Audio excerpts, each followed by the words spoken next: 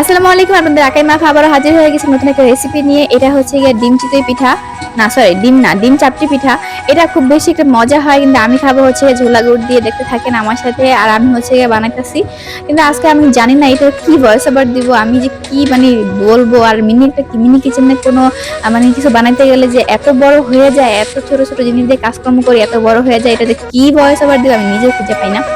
তো যাই হোক, এখন কিন্তু শুরুতে আমি হচ্ছে গোলাটা গলিয়ে নিয়েছিলাম ডিম দিয়ে। তারপরে হচ্ছে এখন আমি উঠিয়ে নিব, চাকতিটা দিয়ে দিয়েছিলাম একদম সুন্দর করে, হালকা মিটি মিটি জালে হয়ে গেছে। তো এখন হচ্ছে আমি আবার দিয়ে দিব। এটা হচ্ছে লাস্ট শ্বাস, মানে কয়েকটা দিছি, 100 বার দিছি, 100 বারই মানে হয় নাই, মানে হইতেই চাচ্ছিল না, খালি লেগে যাচ্ছিল। তো এই লাস্টের 2 শ্বাসটাই একদম পারফেক্টলি হয়েছে। তো এটা চালের চালের চাপটি কিন্তু খুব বেশি মজা হয়। এটা কিন্তু হচ্ছে মানে মুচমুচা হয়, এটা দিয়ে মানে যে কোনো কিছু, হাঁসের মাংস, তারপরে হচ্ছে যে কি বলে গরু মাংস, তারপরে বট টট দিয়ে খাইতে ভালোই লাগে। কিন্তু আমি হচ্ছে গিয়ে আজকে ঝোলা গুড় দিয়ে খাবো, একটু স্পেশাল, যেহেতু হচ্ছে শীতের সিজন, ঘরে ঝোলা গুড় বিভিন্ন রকমের গুড় থাকে।